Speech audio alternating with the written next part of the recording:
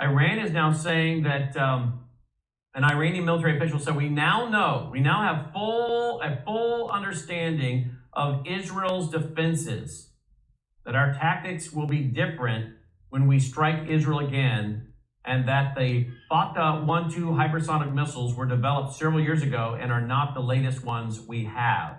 So some of us were saying we thought that what Iran did was a practice, was in some ways to figure out what their system could and could not do. They seem to be saying that now. Whether we believe them or not, I guess, and whether that's true or not will be seen. But let's go with it. Let's assume this is the truth. They were testing the system, and now they can figure out what they need to do. What are your thoughts? Well, what's interesting is they say when we attack again, not if. So there seems to be an inevitability in it, and that makes sense coming from a Shiite theocracy who thinks they have to create chaos in the world to bring in, the 12th Imam. And so that's why you're seeing this language of inevitability. So the rules of mutually assured destruction are gone. You don't have two players anymore that are acting rationally. In fact, here's a headline to prove that. Iranian commander warns Tehran could review its nuclear doctrine amid Israeli threats. Iran considers revising nuclear strategy amid the Israeli threats. Talks to revive the 2015 nuclear pact stalled. UN watchdog raised concerns over Iran's uranium enrichment.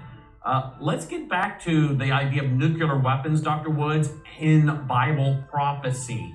We'll deal with that with what does the Bible say about nuclear weapons in the tribulation? And is this, again, helping us understand the Bible is about to be fulfilled with some of these prophecies because these nations have to have these weapons? Can you tell us about that? Sure. I mean, there's some prophecies in the Bible that are sort of hard to understand without nuclear weapons. And before I say anything about it, I just want to be clear that God, when he brings judgment, doesn't have to use nuclear weapons. He did a pretty good job on Sodom and Gomorrah, without any nukes. But he can use nuclear weapons in the sense that he's letting man in his depravity do what he wants to do. So you have prophecies like in Revelation 9 and Revelation 6. You put those two chapters together and you'll see that half of the world's population is eliminated. You go over to Matthew 24, verses 21 and 22, where Jesus says that those days had not been cut short, no one would survive. And you ask yourself, how could the human race get to that level of mass extinction and elimination?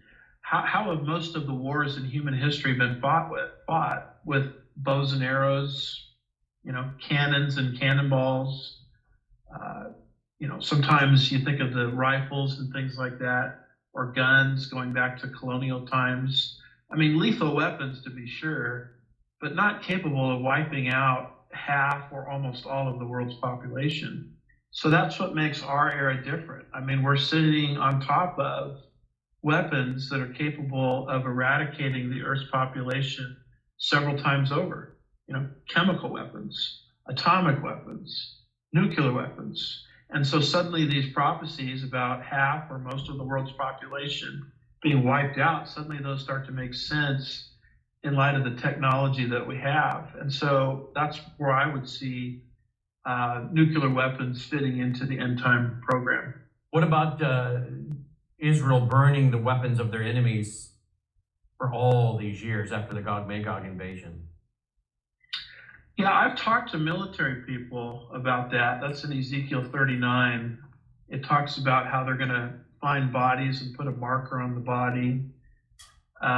You mentioned the burning of weapons for 7 years, the burying of the dead for 7 months. I've talked to military people, and they say that's just basic protocol today in the military. That's exactly what you do in that kind of scenario.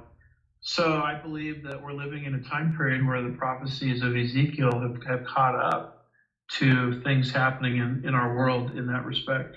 So do you believe that could give indications that during the Gog-Magog scenario, there is a nuclear strike on Israel? I say could. In fact, it's probable. I don't think it has to happen that way for reasons I said earlier, but I guess I would put it this way: if it doesn't happen that way, I would be sort of surprised.